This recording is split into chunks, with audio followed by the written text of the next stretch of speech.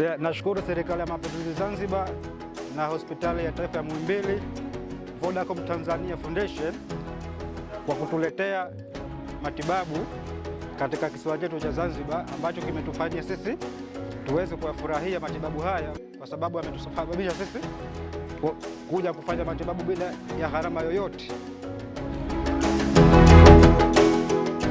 Hapa unacheki afya yako na unapatia matibabu bure, na pia dawa wanatoa bure kabisa.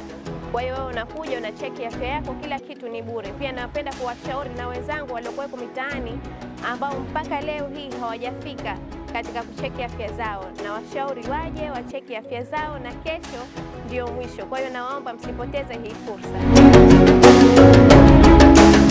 Nashukuru umepata watu, umepata dawa, umepata na mimi pia nitapata dawa kwa sababu ni ambayo nitachukua zienda. Nashukuru kwa hilo, sina jingine. Kwa majina naitwa Lutfia Hamis Juma, natokea Mwera. Nimekuja katika uwanja wa Amani Stadium kucheki afya yangu. Kusema leo kweli afya ni nzuri, nimeridhika nayo, na ukiangalia kama mnavyoona watu ni wengi na mwitikio ni mkubwa. Lakini pia napenda kuwapongeza serikali yetu kwa kutuletea huduma za afya mpaka huku, ambayo ni hospitali yetu ya Muhimbili. Watu wengi wamekuja kucheki afya zao na wengi wanaongea kwamba afya ni nzuri.